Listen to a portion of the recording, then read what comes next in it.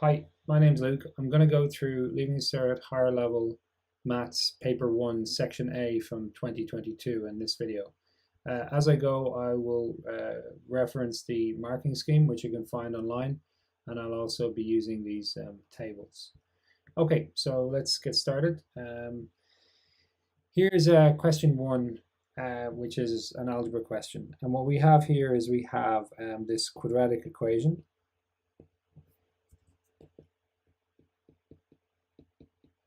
Okay, I have a habit of sort of rewriting the question just after I start. And we want to find a value for this m here, which we don't know, so that the quadratic equation has exactly one solution. So what they're talking about here is some quadratic equation which will be like a U shape, which will sort of dip down and like touch the axis in just one position. And so we know that we're going to have to sort of find out, find roots and things like this. Often that means, factorizing, getting, x is here and x is here and so on, and getting two of the two roots. But that's not going to be an option in this case because we don't know what this m is. So what we're going to use here is the quadratic formula. So if we have a quadratic equation which is given to you in this form here, then the quadratic formula is as follows. Okay, and if we want the quadratic equation to have just this one root, you see this plus or minus piece here, we need this, well, what's after the plus or minus, this thing here, we need this to be 0. And how is that 0? That's 0 if b squared minus 4ac is equal to 0. Now here a is equal to 3, b is equal to minus m, and c is equal to 3.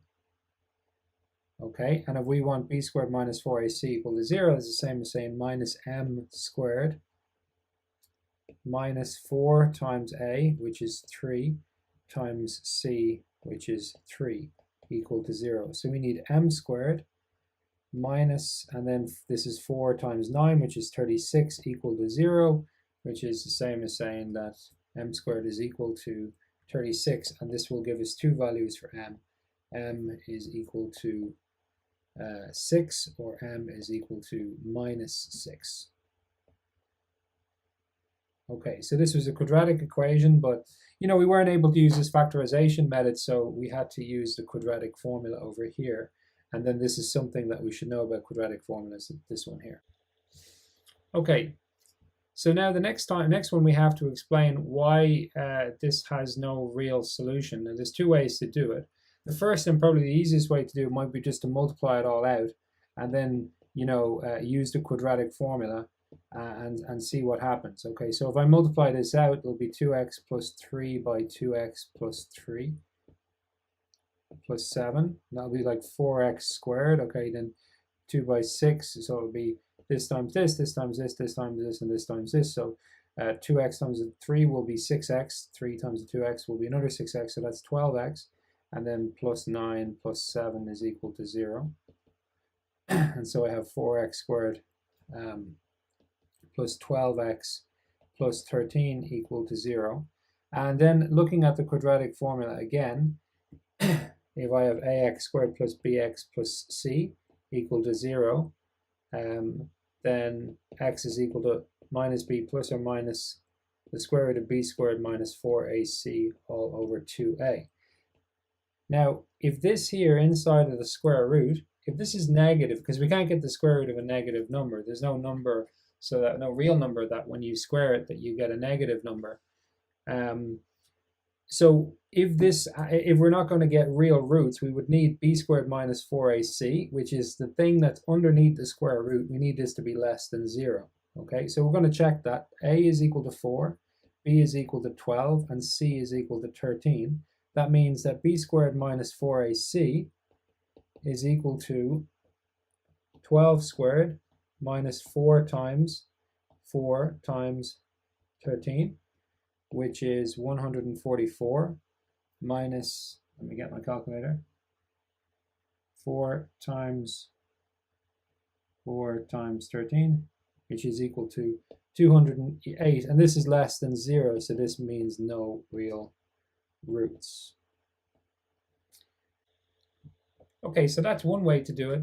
There is a simpler way to do it by looking at the form that this quadratic equation is given to us in. And the first thing to realize is if we were going to square all of this stuff out, we would get a quadratic equation like we had before, but it's going to have a plus in front of the x squared bit, right? So that means it's going to be a u shape, right? And that means with a u shape, it's going to have this minimum value at the bottom. Okay, so that's the first thing to notice. The second thing to notice is that this first term in this quadratic equation, so the first term in the quadratic equation, this is always greater than or equal to 0, right? Because of the square. So if you square something, you always make it positive. But that means that this 7 here, you see this first thing is always going to add on to this second thing. So this means that 7 is the minimum value that this function takes. And so when we draw this here, this minimum value is at 7. And so this U-shaped curve, so basically we can conclude this is a U-shaped parabola. And also that 7 is the minimum value. So that means as well that there is no real solution, that the parabola doesn't cross over the x-axis. So that's the other way to do that. The next question, okay, show that x is equal to -1 is not a solution of this thing here. Well, all we have to do is just sub it in. So we just put it in, 3 times -1 all squared plus 2 times -1 plus 5 is equal to 0. Now notice that I always put in, when I'm subbing in, I put things in brackets. It just helps you not make mistakes. So that's 3 times 1, which is then 3, plus 2 times -1, which is -2, plus 5 is equal to, and that's going to be 8 minus 2 is equal to 6, which is not equal to 0. So that means that x is equal to -1 is not a solution of this quadratic equation. The next thing it says is find the remainder when 3x squared plus 2x plus 5 is divided by x plus 1. Now just a quick side note, 2 divides into 8 4 times, remainder 0.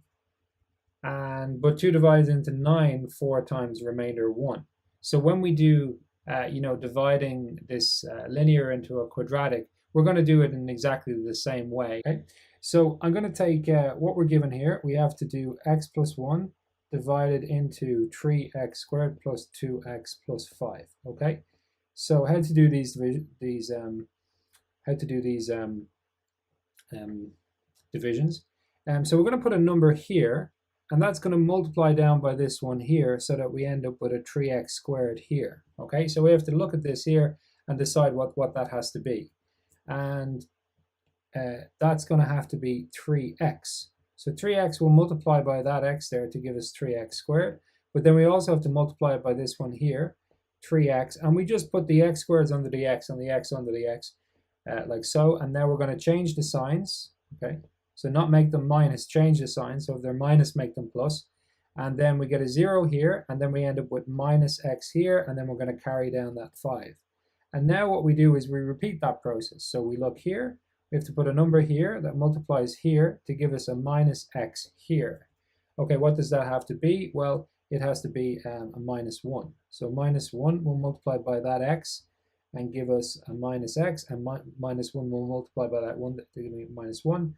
And now I change the signs, plus and plus, and then I end up with a 6. So in exactly the same way as over here, we could say that, 9 is equal to 2 by 4, remainder 1. We can now say that this thing, 3x squared plus 2x plus 5, is equal to this thing, x plus 1, times this thing, 3x minus 1 plus a 6. And we're done. Remember, just put a nice box around the answer so that it's clear for the examiner. Okay, I want to talk now about the marking scheme for question 1. And in the marking scheme, they have basically all of these partial credits that they award, right? So when it's a question that's marked out of 10, for example, you can get this high credit for a 7 or a high credit for an 8. Or when it's marked out of 15, you can get this high credit for a 12. And the point is that, so for this question here, question 1a, you can see that you can get this high credit of 7. And it's really worthwhile to look at what it is that you need to do to get that high credit of 7, because very often it actually is, you can get this very, very quickly. Like, for example, if you get 2 steps correct in doing this question, so you would have to write down, like, for example, we'd have to realize that we need b squared minus 4ac to be equal to 0, and then we just sub in correctly. If we do those 2 things without getting the right answer, we're going to get 70% of the marks for this question. Because what might happen is that the actual working out might take the majority of the time, and the kind of key to doing the question can be done like on the first couple of lines or something like that. So if we got another example is just getting one of the values. So like if we had m is equal to 6 and we missed this one, we would still get 7 marks out of 10. In part B, the scale goes 0 to 5, so there's no high partial credit, there's only this mid credit. And in part C, the high partial credit is 12, and we get that for having one completely correct. And then they say substantial work of merit in part 2. So, we have to get 1 correct or else we can't get that high mark. But then, it's a little bit vague how they say it. But if you make the indication to the examiner that that this is what you have to do, but you mess up below, you're still going to get 12 marks out of 15. And that's, that's quite a lot. You could do a question and think that you messed it up completely, but actually you've gotten most of the marks. Okay, so now we have to integrate this function here. So now when we're integrating here, I'm just going to go over here into the tables and just bring up that section. It's always handy if you know what type of question you're being asked to bring up the appropriate section in the tables. And we see this one here, and the rule that we're going to use is this top rule here. So if we're integrating something that is x to the power of n, we increase the power by 1. So just add 1 to the power and then divide by whatever your power is. Now note that if you have like x, we think about x as x to the power 1. Or if you have like, number 1, we think about number 1 as x to the power of 0. Okay, so increasing this one here would go to like x squared, but then divided by 2. And then increasing this one here would go x to the power 1 divided by 1. And when we look here, we see we have a 2, a 5, and a 6 constants, and we're just going to ignore them. Like we keep them, but they don't do anything. So the integral of g of x dx is equal to the integral of 2x squared plus 5x plus 6 dx. And then this gives us, so this x squared here becomes, the 2 is staying there, so x squared goes to x cubed over 3 plus 5x squared over 2, so this x goes to x squared over 2, then plus 6x. And there are 2 different forms of integration. There's going to be definite and indefinite. So when we don't have these little numbers here, it's indefinite integration, and we're going to have to add on a plus c, basically, in that case. So I'm not going to go through all the details of everything here. I can if there are specific questions, then you can leave a comment below and I can make a video on that if there's enough requests. Now, if you're ever wondering if you're right with your integration, you're able to check, right? So if we were to take this thing here, we can check if we're right with our integration by differentiating. So if we differentiated this, and you don't have to do this, it's just an extra little bit, 2 times 3x squared over 3, and the 3's cancel, plus 5 times 2x over 2, and the 2's cancel, plus 6, and then x goes to 1, and then the c is gone. And you see, this is what we started with, so we know that we're right with that. Now, if you forget that plus c, you're going to lose a mark. Okay, the next question. So we have this integration question, and just to remind you that if you take the integral of a curve, so if you've some curve like so, and then you've got these points a and b, if you take the integral between a and b of this curve, then you get the area between the curve and the x-axis. Okay, so that's we're going to be using that here. Okay, so in this question, we're given that there's a function, which is this one here. It's just ax squared plus bx plus c. So we don't know what a, b, and c are yet. Probably we're going to be asked. And there's these 3 regions, K, L, and N. and they're bounded by the x-axis, the graph of f of x, and each of them are bounded by two vertical lines. So what does that mean? That means that the x-axis and the curve, see, they sort of act like a kind of a fence or a wall, right? So that means that these regions are between those two. And if we take k, for example, this one here, well, it's bounded by the x-axis, it's bound by this one, it's bound by this one. So that's what gives us that part there. And the same is true for L and for N.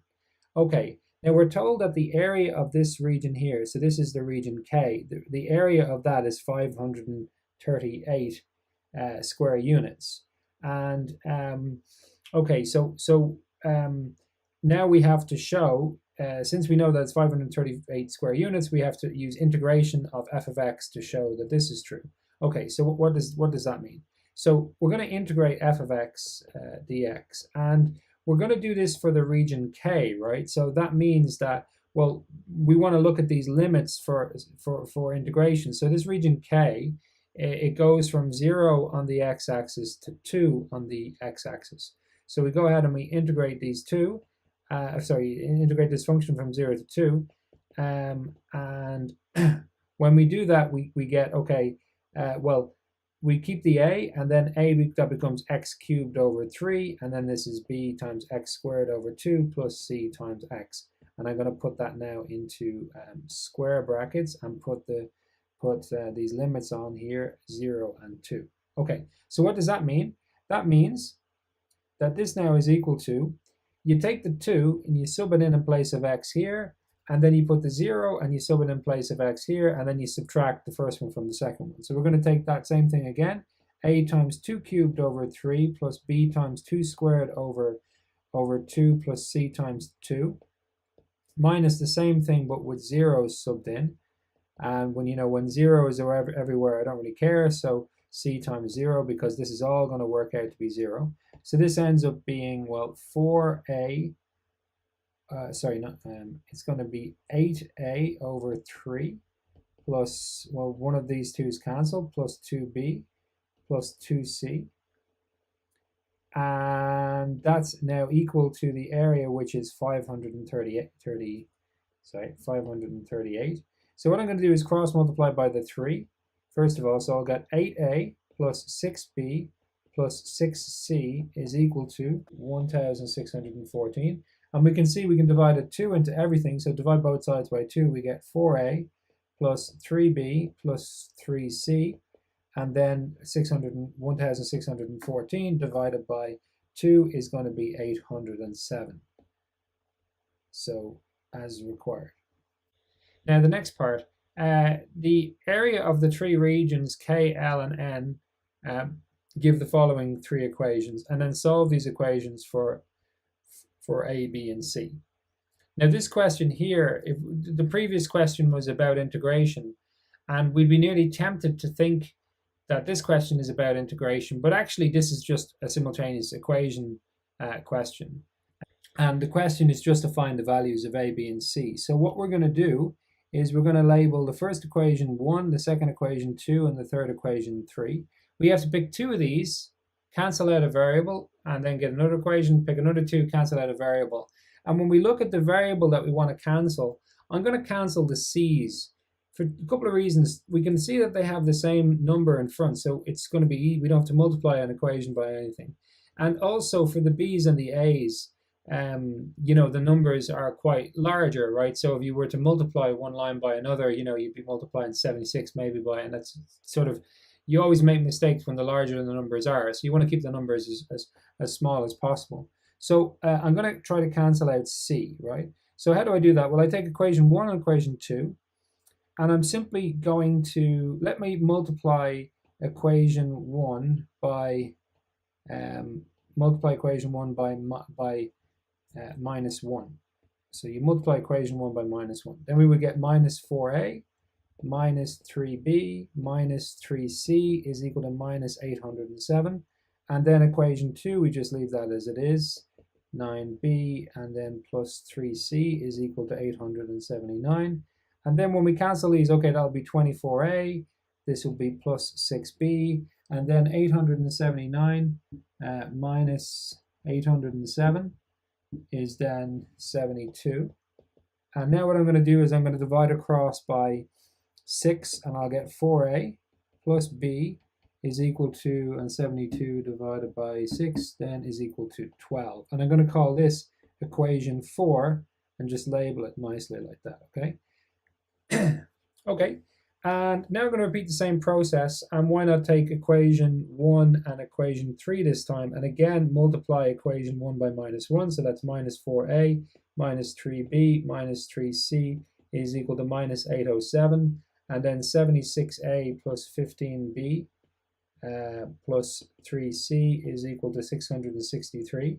And now I'm going to add these two together, so here I'll get 72a, here I'll get plus 12b, and then they'll cancel, and then it's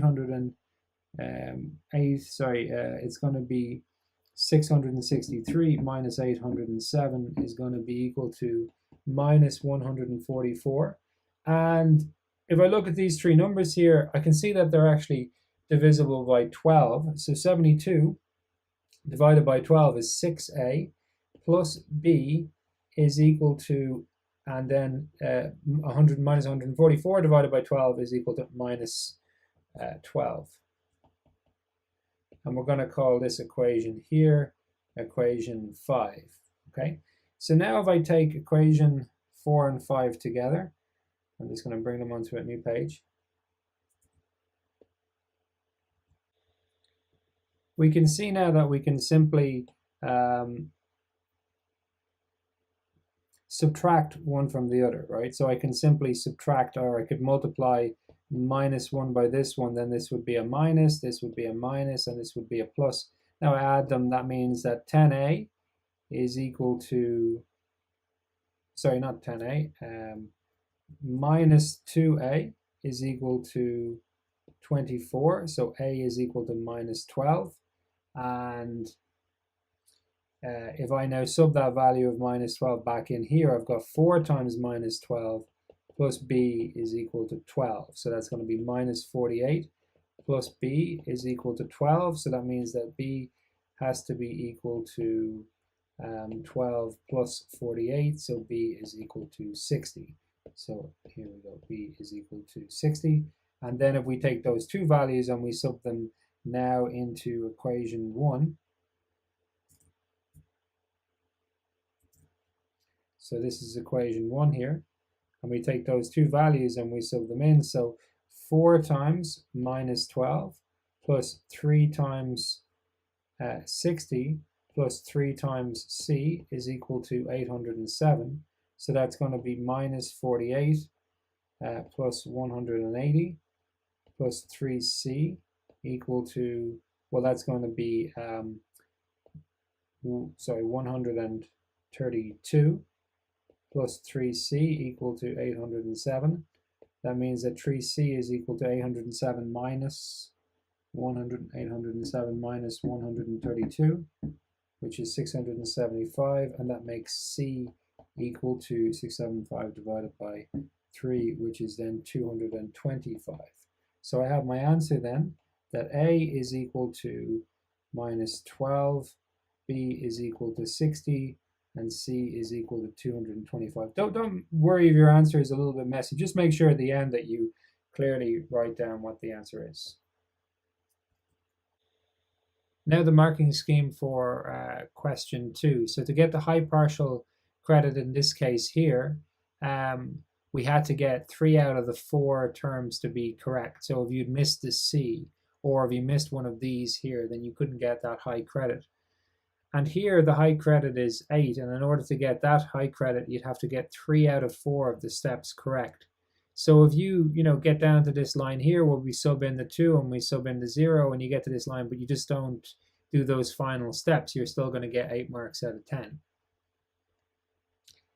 Here the high partial credit is 12, and in order to do this, we need 2 steps correct. So if we use 1 and 2 to get equation number 4, and we use we just find as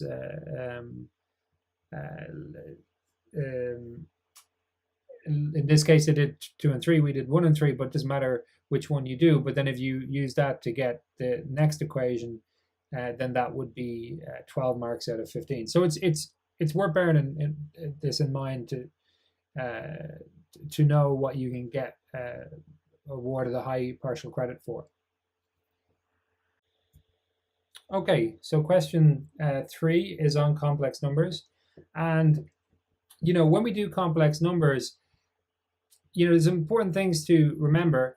The first thing is that, you know, the main difference is this I squared is equal to -1 thing. So they define this number I, which they call the imaginary number, which is the square root of -1. And what we're going to do is just do our algebra as normal, and then every so often we have to sub in -1 for I squared, okay? Okay, so we're told that z is equal to 6 plus 2i. So I'm just rewriting the question. It's always useful to rewrite the question, in my opinion. And now they want us to show that z minus iz is equal to 8 minus 4i. Okay, so this is the left-hand side of my equation. This is the right-hand side of the equation. We're going to start off with the left-hand side. We're going to have a bunch of equal signs, and at the very end we have to end up with the right-hand side, okay? Okay, so how is that going to work?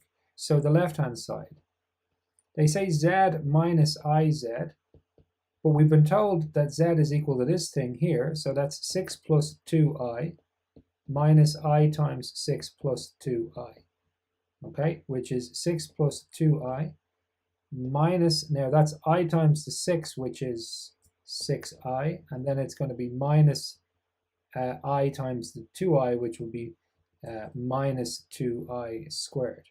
Okay, now as I said, you do your algebra as normal, and then what we see here is that this I squared here, we have to replace that with -1. So this is going to be 6. Now it's going to be plus 2i, but there's a minus 6i, so these two together give me minus 4i. And then we have the -2, but then where we see I squared, we're going to write down -1. So that's 6 minus 4i. And then that -2 by -1 is +2, and that's going to be 8 minus 4i, which is equal to that right-hand side. So we're done. Okay, so now they're saying they want to show that z, the modulus of z squared plus I times z squared is equal to z minus I times z squared. Okay, so the first thing to note is just say, well, if I have z is equal to a plus bi, then I can plot this on the Argand diagram. I can get this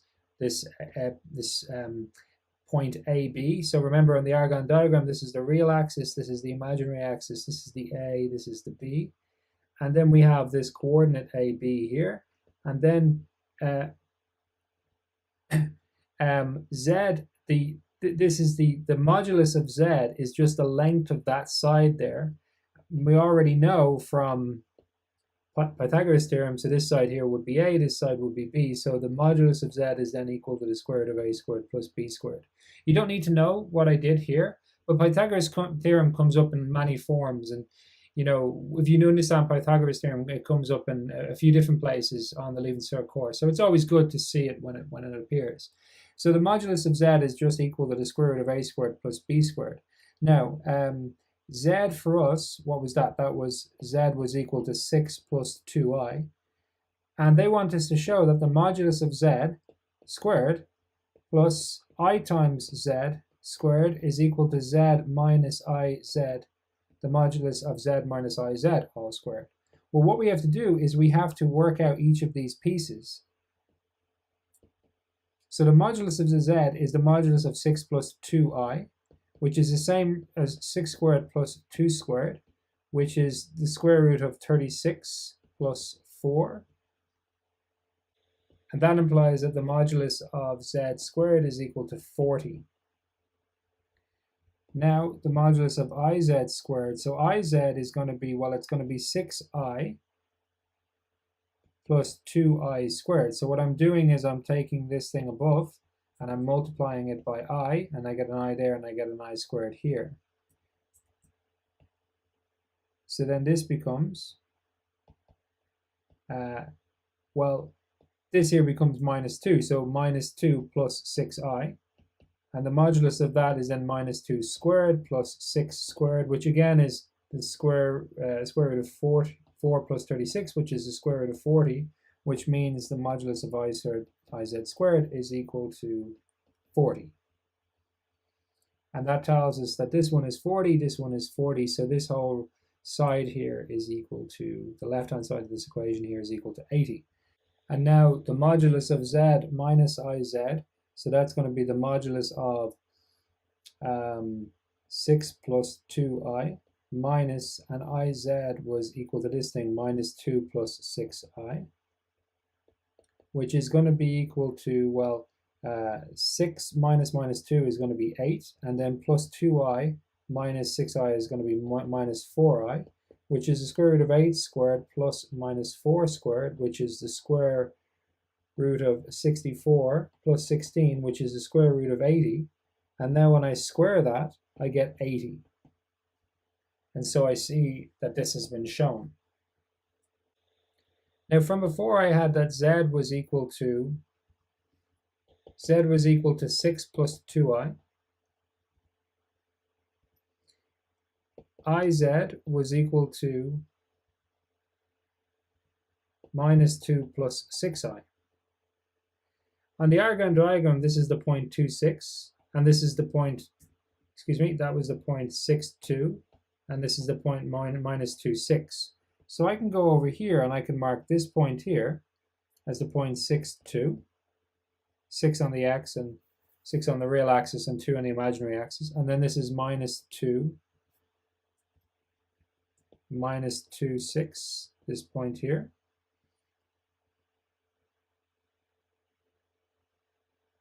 Okay, so I've just labeled that there successfully. Now I read the question.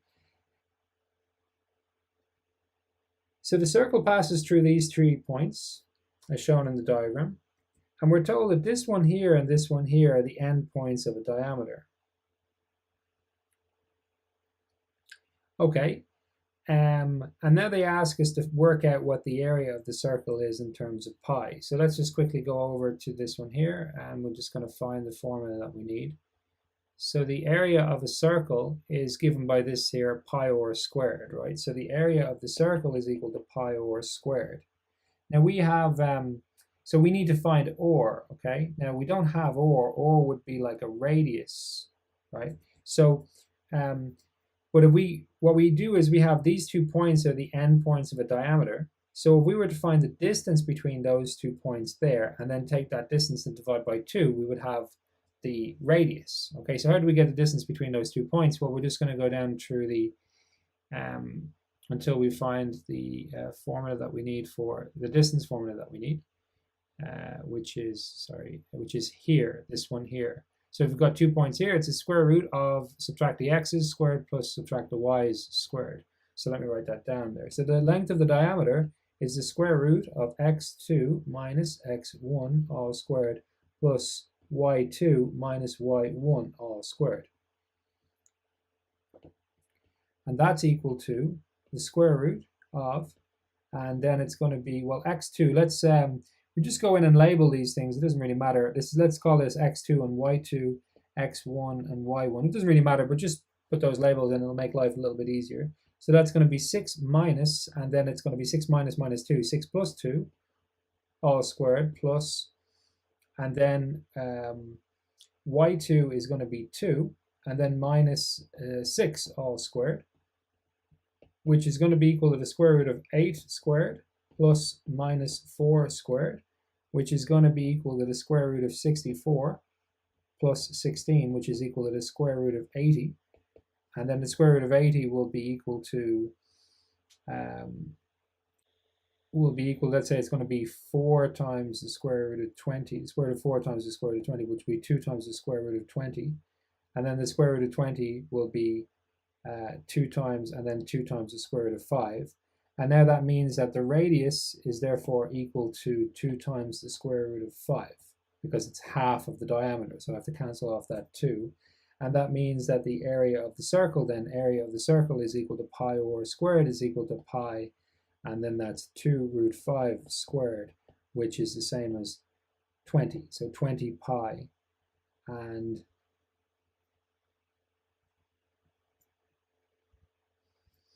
And I was just searching there for units. Sometimes if you write down an area, you have to write, but we weren't given units, so we're going to say square units. Okay, so sorry that I ended up here at the top of the page, but it doesn't really matter once you put a box. It doesn't matter where the answer is on the page, just make it clear so it's clear for the examiner. But in principle, you can put the answer anywhere.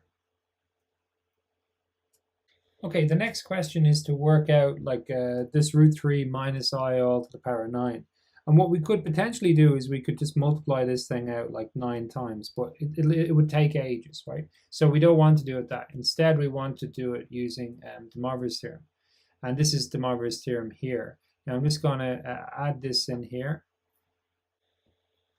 Now the first thing is that we don't need to worry about, I don't know why they include that there, because you don't do this on Leaving Cert, that's like a college thing. And the thing to notice here is that you have this to the power of n, okay? Now if you have like a, b to the power of n, well that power, you know, because it's multiplied, you can do them separately. You can put a to the power of n and b to the power of n separately. So that explains why you have or to the power of n. But the weird thing about De Moivre's theorem is that n drops in here. Now, why is that? Well, there's a proof that you can show, but this is the nice thing about it. Okay, so what we need to do is we have to take this root 3 minus I, which is in, at the moment, Cartesian form, okay, and we have to change that into polar form, and then we're going to be able to apply we're going to be able to apply this De Moivre's theorem formula. So what does Cartesian mean? So this is like the xy axis. So this is like an xy point, which would be like root 3 minus 1. And then the polar form is going to be or and theta. So this question is really about, you know, basically find or and theta and then apply De Moivre's theorem. So how do we do that? So what I'm going to do, every time I do this question here, I'm just going to quickly draw an xy axis.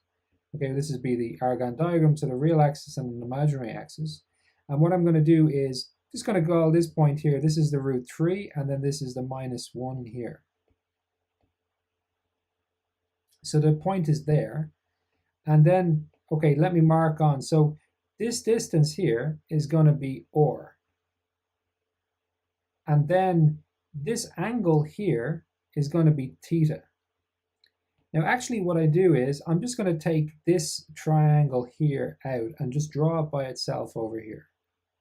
Okay, now in this triangle here, this side here is root 3, right? Because that's this is root 3 on the axis. Now this is minus 1, but in the triangle, we're just going to call that 1. It's a right angle triangle. Now this side here is or, okay? So we're after that side there. We could also call it, if this was z, it would also be called the modulus of z, but we're calling it or here. And the angle we're after is this one. But for now, I'm going to think about an angle inside the triangle called alpha. So to get or, it's easy. I just have to use Pythagoras theorem. So the square root of one side squared plus the other side squared in a square root. So that's the square root of 1 plus 3, which is the square root of 4, which is equal to 2. So or is equal to 2. And then to get this alpha, okay, well, how do I get that? Now, which formulas am I using? So if I go back to the tables again, you see you've got this page here, which is for giving you like the sides and the angles of triangles. But the first section here is this is for like triangles without right angles, and this is for triangles with right angles. Okay, so we're here now for this, and this was Pythagoras theorem that we used for one side. So the sine, cos, and tan is what we're going to go for, okay? So what I always do when I'm going to work with sine, cos, and tan is I write down SOHCAHTOA at the top. So it's sine of theta, well, it'll be alpha in this case. When the sine of alpha is the opposite over the hypotenuse, cos of alpha will be the adjacent over the hypotenuse, and tan of alpha will be the opposite over the adjacent. Okay, so we can go for any number of things here. How about we use sine? This side here is 2, this side here is 1, and this angle here is alpha. So for alpha, we can say that sine of alpha is equal to the opposite 1 over the hypotenuse 2. We have to ask ourselves what alpha, now this alpha is left 90 degrees, which angle gives us that? So we can do inverse sine of 1 over 2. That will give it to us. But we can also, since it's one of the standard ones, we can also go to this table here. You see, if we look at sine here, this is 1/2. We get a half when the angle is 30 degrees, or we'll use pi over 6, we'll use the radian measure, pi over 6. Okay, so this little angle here is pi over 6. So how do we get this big angle here? Well, all we have to do is realize that it's going to be, actually, this angle I'm drawing right now, this is 360 degrees, or 2 pi. So it's going to be, theta is going to be equal to 360 degrees. Now I did say radians, didn't I? So 2 pi minus pi over 6. So that's going to be 5 pi over 6. Now if it was here, it would be pi minus alpha. If it was here, it would be pi plus alpha, or 180 minus alpha, 180 plus alpha. I use radians because they're a little bit, they're a little bit better to use, but you can use degrees, it's perfectly fine. So theta is equal to pi over 6. So I have or equal to 2 and theta equal to 5 pi over 6. Okay, so now I can say that root 3 square root 3 minus I is equal to or 2 times cos of 5 pi over 6 plus I sine pi. So we've done the first part of these types of question, which is to convert from Cartesian form to polar form. Okay, so the next thing to do is to take this root 3 minus I to the power of 9 and to use Pythagoras theorem, 5 pi over 6 plus I sine of 5 pi over 6 to the power of 9. And we end up with 2 to the power of 9, I'll work with that now, 2 to the power of 9 is 512. And then this will be cos, and the way this works here is that the 9 sort of parachutes in front of the 5 pi over 6. And then it's plus I sine, and then again the 9 parachutes in front of the 5 pi over 6. Okay, so that's going to be 512, and then cos of 45 pi over 6 plus I sine of 45 pi over 6. Now we can just throw that straight into the calculator. So 45 times pi divided by 6. So we figure out what that is, and then we take the cosine of that, and we get 0. So this is 512 times 0 plus, and then we do the same thing for sine, and we get minus 1, and that was times I. So we have minus 512 times I as our answer. Now it might not seem so, but this is much shorter than if we were to take this thing to the power of 9 and then multiply it out 9 times. Okay, so that just takes a lot longer. I would recommend for every question, every type of question that you do, that imagine if you were allowed to take in, an A4 sheet of paper into the exam, and you could box this page up into a lot of different sections, and on each section you could have a little bit that you could write on each different part. So you'd have a section for algebra, a section for complex numbers. So for this section here, you would want to say, okay, we go initially from Cartesian to polar, maybe a couple of these pictures, with the thing gone down. Okay, then when we have this here, then we're like, you just drop in the 9 or these types of things. Like it's much easier to remember these little kind of cues than it is to remember entire formulas and stuff, especially if it's in your own writing. Okay, now to have a look at the marking scheme for question 3. So here there is a high partial credit, and you get it basically if you do everything right, but you make a mistake with this I squared. You always have to say I squared. Anytime you see I squared, just put in minus 1. That's almost one of the only main things like that in complex numbers to remember. So if you made that mistake, you would still, and finish correctly, then you would still get the high partial credit. And here the high partial credit, if you got 2 out of these, so we had to work out the modulus of z squared, the modulus of iz squared, and the modulus of z minus iz all squared. So if we got 2 of those correct, then we would get the high partial credit. And then for this one here, you know, if you got the radius, then that radius that we were looking for, then you would get the high partial credit there. And then in part B, the high partial credit is you have to get 3 out of these. There's like 5 steps here, or there's 4 steps, isn't there? So you have to find OR, you have to find theta, and you have to sub into De Moivre's theorem. So if you got to that point there of finding OR and theta and subbing in, then into De Moivre's theorem with the 9, I think that you don't even have to bring this 9 could stay up there as the power, then you can still get the high partial credit in that case. Question on sequences and series. So for sequences and series, they may give you the arithmetic sequence, a geometric sequence, or just some sequence that they come up with by themselves. Okay, so if you're given the arithmetic sequence, then you have to find the formula for that, which is here. It is here. So this is the 2 formulas that you would need for an arithmetic sequence. It's the 3 formulas that you need for a geometric sequence, so just be ready with them. But in this case here, we're not told that it's arithmetic or geometric, so that's not going to be helpful to us, okay? So we're told that the first 3 terms, a sequence is made up of these terms, u1, u2, u3, and it keeps on going on like that. And it's made up of, the first one is u1 is equal to 2, and then u2 is equal to 64.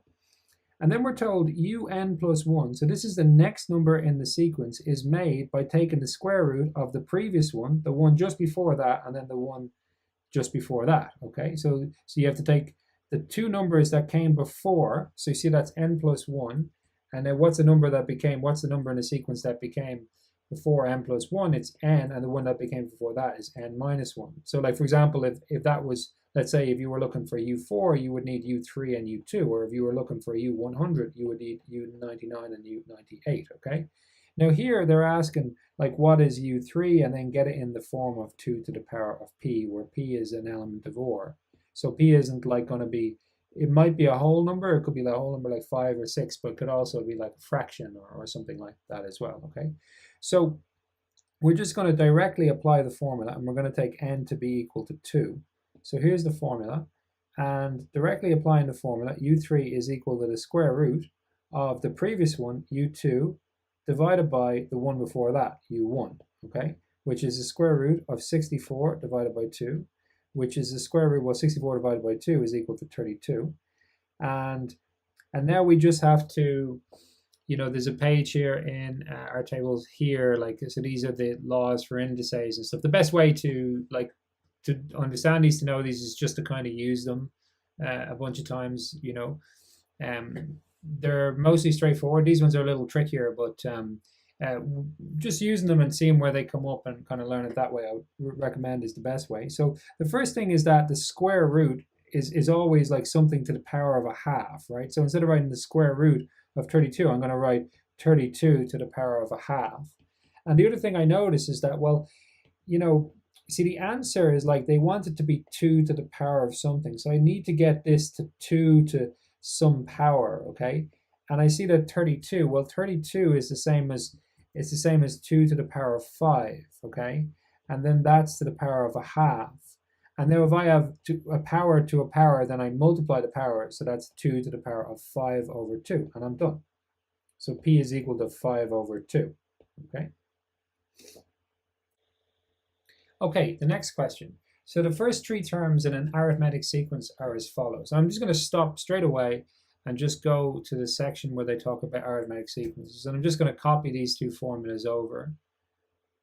Okay, so Tn here, so you know, like when we make a sequence, we're going to have a list of numbers. So the first one for us is 5e to the minus k, 13, 5e to the next, and then it's going to go on and on and on like this, okay? So this is going to be like the first number, the second number, the third number in the sequence like that. But instead of saying the first number, actually they say term 1, term 2, term 3.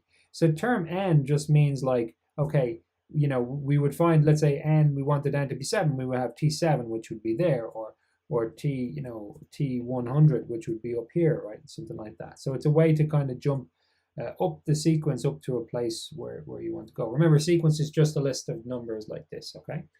And the next thing about an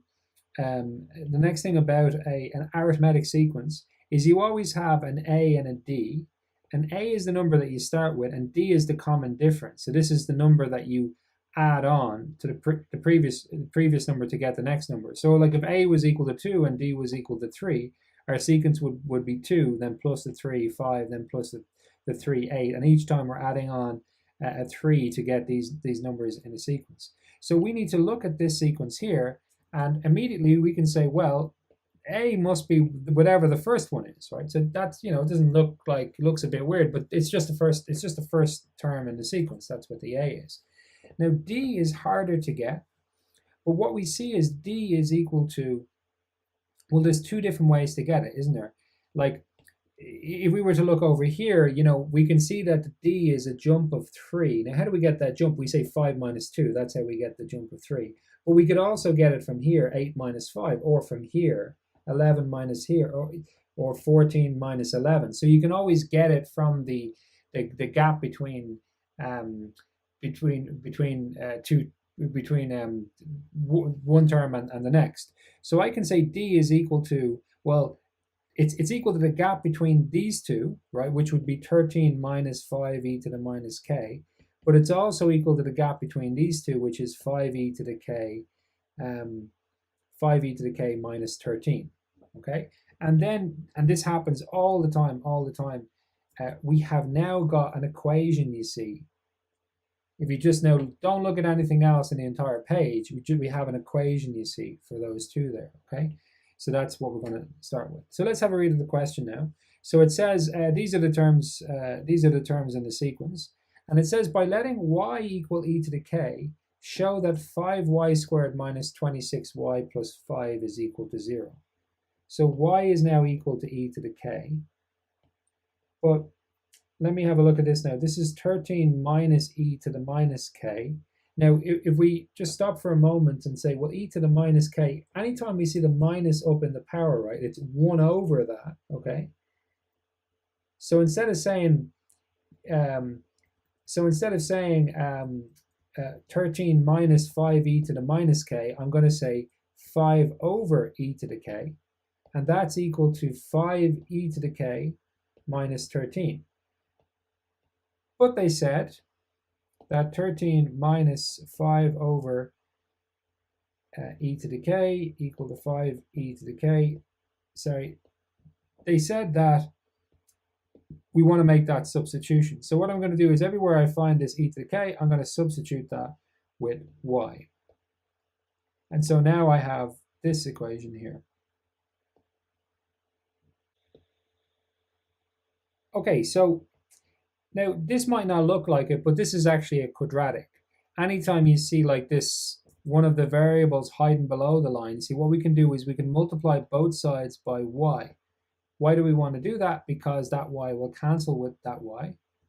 And what we'll end up with is 13y here minus 5, because they cancel, is equal to 5y squared minus 13y. And now I'm going to bring this stuff over to the other side, and I'll end up with 5y squared minus 13y minus 13y plus 5, and that's equal to 0. And I should have an implies here. And that's 5y squared minus 26y plus 5 is equal to 0. Now let me check if that was, yeah, 5y squared minus 26y plus 5 is equal to 0. That's correct. Then it says, use the equation in part y above, use the equation in y in part b to find the two possible values of k. Okay. So by doing this, this substitution, we ended up getting this quadratic equation, which was 5y squared minus 26y plus 5 is equal to 0.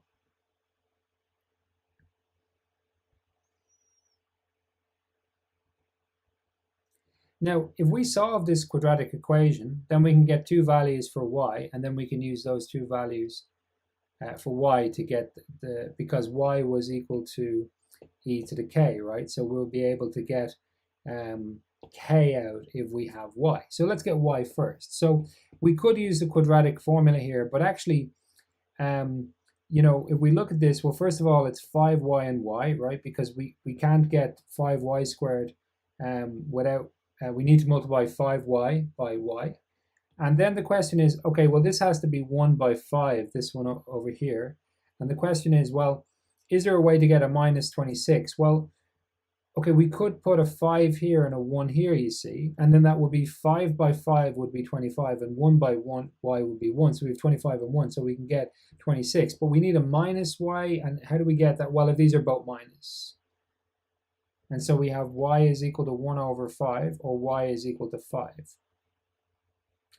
Now, if we remember from before that y was equal to e to the k, so that means that e to the k is equal to 1 over 5, and e to the k is equal to 5.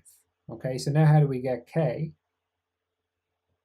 And if we look here at this page here, so we have a column here for indices, we have a column for logs, and then we have this column which is a kind of a link between indices and logs. And the most important equation in that column is this first one at the top. So let me just take that one over here.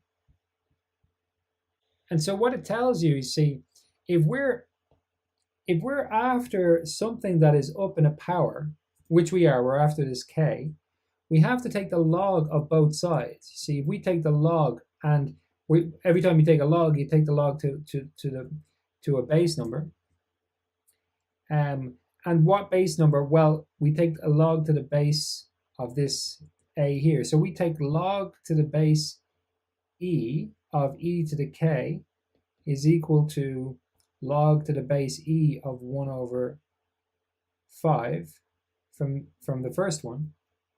But of course, if you take this thing here, well, they actually, if you, as soon as you do that, if you know your laws for logs, then they actually cancel out, and you're just left with the k here is equal to, so that's the, see, the x is the number that's up in the power, but once you do this step here, the x is down out of the power on the bottom line, and then on the other side, you just have log to the base a, or whatever was on the right-hand side. So that's log to the base e of 1/5, and then this one would be k is log to the base e of 5. Now, of course, log to the base e, another way to say that is just natural log. It's just because log to the base e comes up so often in different areas in mathematics, we just give it a special ln, just because it saves like a fraction of a second to write ln instead of log to the base e every time. So that's so these are, and they're also telling us, and then this is ln of 1 over 5.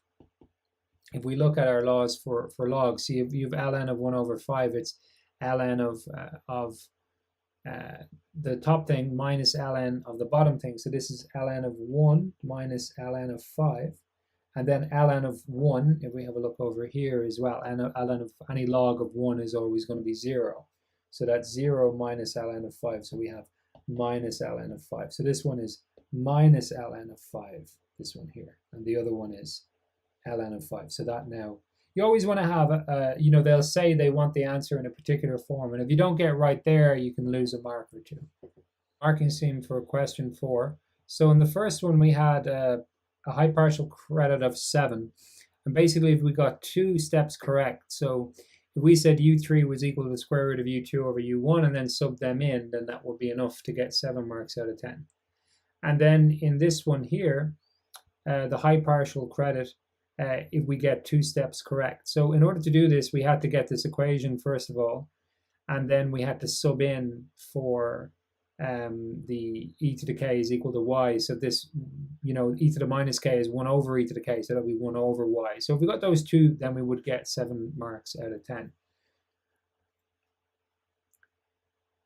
And then for the next part, high partial credit of 8, and we get that if we get 2 steps correct.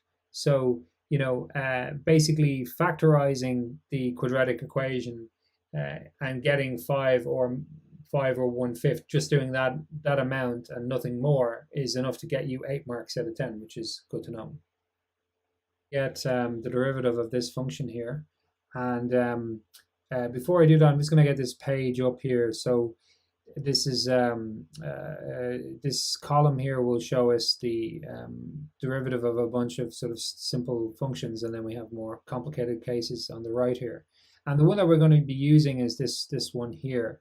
Now, one thing to note here is that you know, we always want to have this as like x to some power, but this second term here, this minus 1 over x, is not in a good form. So I'm going to say that g of x is equal to x squared, and instead of minus like 1 over x, I'm going to write that 1 over x as x to the power of minus 1. Now, why am I going to do that? Well, because if I have x to the power of n, as soon as I differentiate that, it's nx to the power of n minus 1. So I always sort of want it as x to some power. So now it's x to some power. And I can just do g prime of x now is equal to, well, 2x, and then minus 1 comes down, and then x, and then that's to the power of minus 2, and I'm just going to tidy up. So 2x, that's going to be a plus, and then it's x to the power of minus 2, but then that's the same as 2x plus 1 over x squared. And now that's enough. Okay, so the next part here. So one thing to note is that this is a question that started off being about differentiation, and now all of a sudden we've got this algebra part. And what's going to happen is that it'll be an algebra question, but then in the next part we're going to have to do this like derivative over here. Okay, so you can expect them to be a little bit mixed up, for there to be an algebra question mixed in with the calculus question. They tend to mix it up a bit. Okay, so we're given that x plus 1 is a factor of f of x. Okay. And we know with these kinds of questions here that you're going to be able to write f of x down as a product of 3 factors. And if we set that equal to 0, well, one of these is going to be x plus 1, and we're going to have x is equal to minus 1 as a root, and then we can get the roots of the other 2 from all of that. Okay, so this is the approach that we're going to take here. And if we have already that x plus 1 is a factor of that cubic there, then we can do this long division to find the other 2 factors. So I'm just going to write that down like this, plus 40x plus 63. Now, like, one of the keys would just be, you know, like the secret to success with this stuff would just be to, you know, do these questions like so often that like it's sort of becomes kind of like a muscle memory at that point. Okay, so the next thing to do is to we have to write a number down here that's going to multiply here to give us a 2x cubed here on the bottom. Okay, so what number is that going to be? Well, that's going to be 2x squared. So 2x squared multiplies by x to give me 2x cubed, and it multiplies here, it multiplies by that 1 then to give 2x cubed to give a plus 2x squared. Okay, so now what I'm going to do is I'm going to change the signs. So change them both to minus.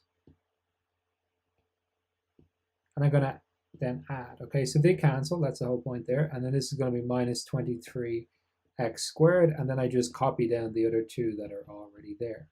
Okay, so this is the next level. So we just repeat this now. So the number that goes here, that multiplies here to give me a minus 23x squared. What's that going to be? That's going to be it's going to be minus 23x.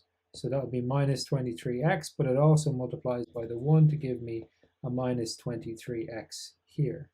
And then what do I do? Well, I change the signs, make this a plus, make this a plus. So change the signs, don't make them negative, change them. They cancel. That's 0, and this gives me 63x, and I have that plus 63 is carried over. And now I'm going to say, okay, what number do I put here, so that when I multiply it by the x, that I get a 63x down here. So you see the step of stairs stuff that's going on, right? So you want to, so what number is that going to be? Well, that's going to be plus 63. So the 63 multiplies by the x to give me 63x, and it multiplies by the 1 to give me plus 63. That's great, because now when I change the signs, then they cancel and they give me 0 and 0. So it goes unevenly, so this is the correct answer. So this is the one of the factors, and this is the other factor. But now we have to take this. Now just as a quick, let's say I have like 2 by 3 by 4, right? So that's going to be, you know, 6 by 4 is going to be 24. So I could start with 24, and I can say, well, that's 2 by 12. But then I can take the 12 and say that's 2 by 3 by 4. And then I can go even further if I want to. So, you know, we're not done with our factorizing. Now we have to factorize this piece here as well.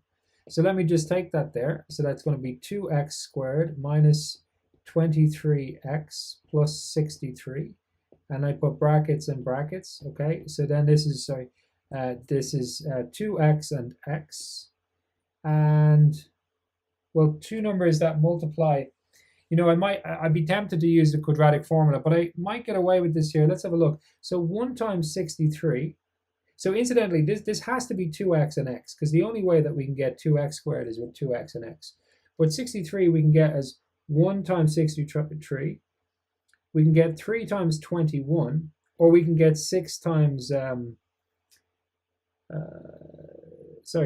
times 7 as well. So these are the three ways that we can get there. So let's just go through the different possibilities. So if I put a 63 here and a 1 here, there's no way I can get that one. So that one's out. If I put a 21 here and a 3 here, I can't get that 63. If I put the 3 here and the 21 here, I can't get the 23 either. So if I now put the 9 here and the 7 here, so 2 9s would be 18, and then plus a 7, that doesn't work either. But if I put the 7 here and the 9 here, that would be 2 times 7 would be 14. And then the 9 will be, 9 plus 14 will be 23. So a 7 and 9 will work, but now I have to look at the signs. So I need a plus here, so they have to have the same sign here and here. But then I need it to be a minus, so it's going to be minus and minus. Okay, so that gives me x plus 1 was my first factor, 2x minus 9 is my second factor, x minus 7 is my third factor. I set them all equal to 0, and then I get x is equal to minus 1 is my first root, x is equal to 9 over 2 is my second root, and x is equal to 7 is my third root. They're the three values. They're the three values of x that will give us f of x is equal to 0. Okay, and now it says find the range of values for which f prime of x is negative, and get this correct to 2 decimal places. Okay, so I'm going to need f of x, so I'm just going to copy it across. And the question is asking us about f prime of x. So we have f of x, so we're going to need f prime of x. So let's just do that first of all. So that's going to be 2 times 3x squared minus 21 times 2x and then plus 40. So that's going to be 6x squared minus 42x plus 40. And we want to find out when this is going to be less than 0. So we have to solve this quadratic inequality. And when we do this quadratic inequality, when you solve a quadratic inequality, the first thing you want to do is you want to turn it into an equation. So you make it into, let's say, turn into equation. And then the second thing you want to do is you want to find the roots of that equation. Then you want to plot it, and then you just look at it. Okay. So first of all, I'll turn this into an equation. That's going to be 6x squared minus 42x plus 40 is equal to 0. Now I'm going to divide across by 2, make it a bit simpler. And then I'm going to use the quadratic formula, so it's going to be x is equal to minus b, which will be 21, plus or minus the square root of minus 21 squared, minus 4 times 3 times 20, all over 2 times a, which will be 2 times 6, should be like that. And then you figure that out and you get these two values, x is equal to 1.137 or 5.862. So that's the first one. We turn into equations, or the first two complete, we turn it into an equation and then we get the roots. And the next thing we want to do is we want to plot it, okay? So I have this 1.14, because it said 2 decimal places, right? And I have this 5.86, and it's a U-shape graph that goes through those 2 points. So the question is, where is that less than 0? Well, it's less than 0 when it's underneath the x-axis. So you see that piece there. That's where the thing is less than 0, okay? And what we have to do is we have to say, well, this is the x value that it corresponds to that portion there. The part of f prime of x that's less than 0 corresponds to this piece of the x-axis, which means x is greater than 1.14 and x is less than 5.86. And you could write that as like 1.14 is less than x is less than 5.86. And that's the range of values for which f prime of x is negative. Now at the marking scheme for question 5. So for part A, there's no high partial credit. For part B, there's a high partial credit of 12. And you get that if you get 3 steps correct. And that means from here, we look here, that you have to get, basically find the 3 solutions or get up to the point where you factorize that quadratic that you got out. So you have to get down to either this line or somehow get to that line here without having done the previous step. And then for part 2, there's a high partial credit of 8. And in order to get that, you need to get 3 steps correct, which means basically getting up to the point of finding the roots. Or if you got the wrong roots, but you then got, you wrote down the range correctly, then you would also get high partial credit. Okay, question 6, part A, we have to do differentiation from first principles. Now the differentiation from first principles formula is one of the only formulas on the Leaving Cert that we're not given. Okay, so we're going to have to remember that one going in. However, if you look at the formula, you always look at the pieces of the formula. So this is like a piece of the formula, this is a piece of the formula, and this is a piece of the formula here. Okay, so f of x is equal to 2x squared plus 4x. We're going to need that piece. Another piece is f of x plus h. So we're going to have to work out what f of x plus h is. And what f of x plus h is, basically everywhere we see x, we just replace it by f of x. We replace it by x plus h, you see. You just do this direct substitution. Just don't think too much. You just sort of, whatever goes in here, whatever is in here, just goes straight into wherever x is. Okay, so now this is going to be 2 times x squared plus 2xh plus h squared plus 4x plus 4h. And then that turns into 2x squared plus 4xh plus 2h squared plus 4x plus 4h. Okay, and now f prime of x is going to be equal to the limit as h goes to 0 of, it's going to be 1. What's awkward about this is just how big along the fraction is. I'm just going to save myself a little bit of time just by copying that piece. Bring it down. So it's going to be that whole thing there. And then it's going to be minus, and then it's going to be 2x squared plus 4x. Okay.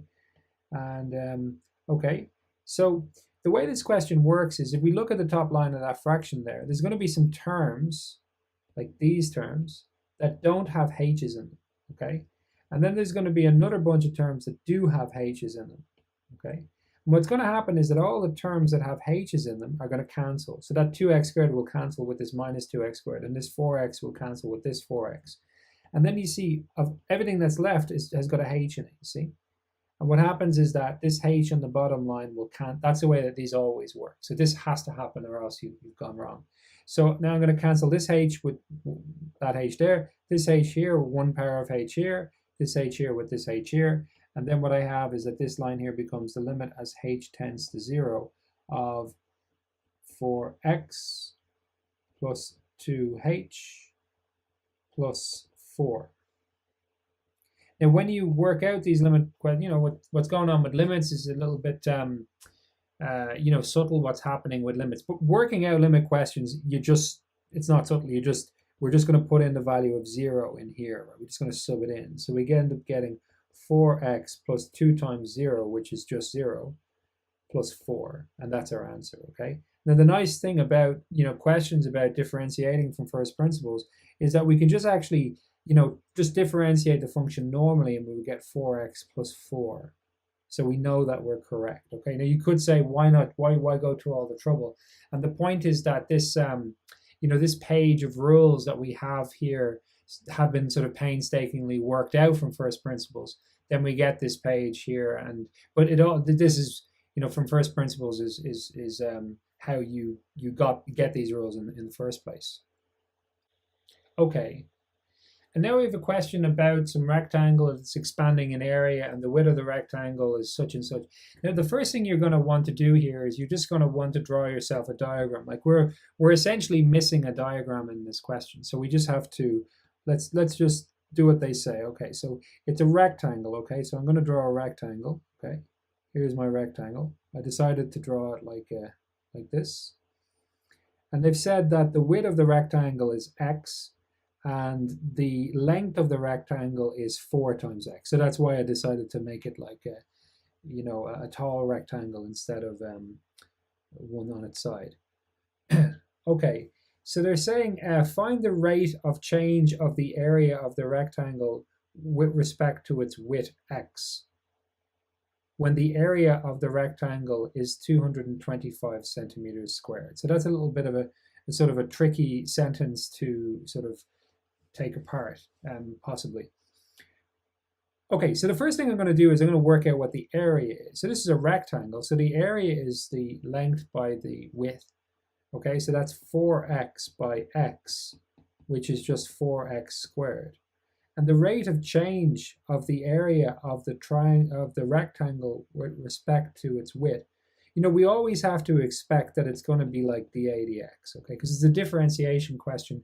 Whatever you have on the left-hand side, when you differentiate it with respect to the variable, so the variable that you see on the left-hand side, so that's 4x squared is the right-hand side. So when we differentiate that, we get 8x.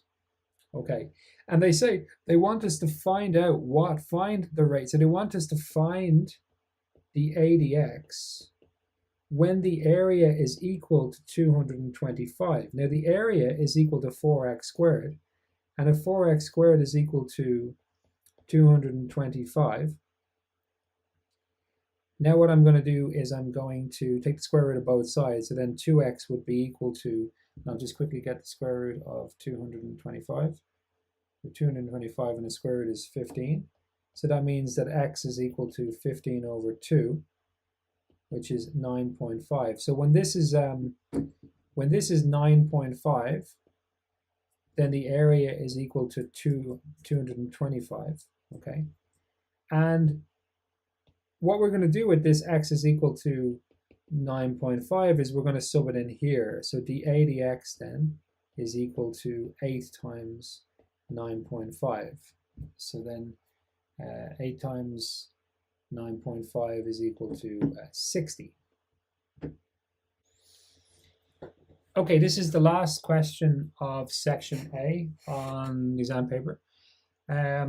Okay, so what they're kind of asking us to do here is they give us a function, like, and this is the plot of the function, but then they want us to now plot its derivative, okay? And its derivative doesn't exactly look like this. This derivative will look a little bit kind of different.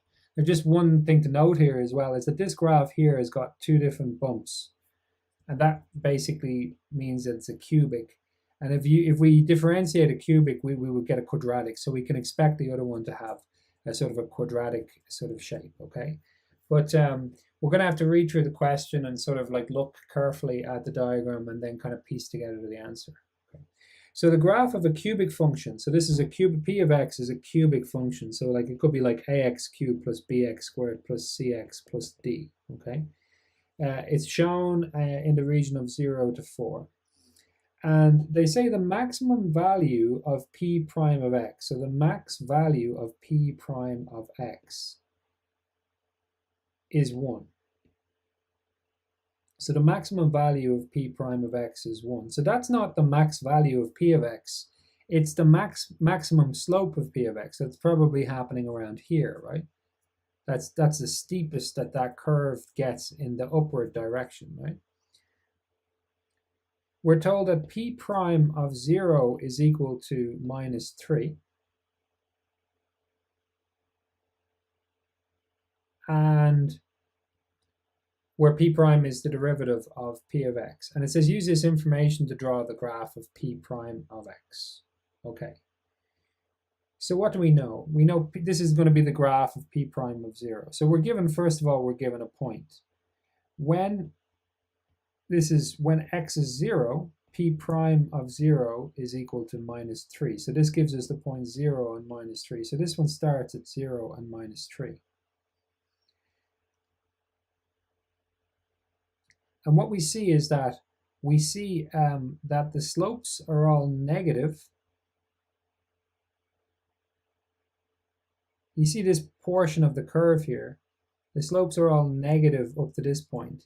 And here it's flat, and here it's flat, okay? Now flat means p prime of x, it means the slope is 0, p prime of x is equal to 0. So this is 0, p prime of x is equal to 0, and this is p prime of x. So we're going to start here, we're going to go through those 2 points.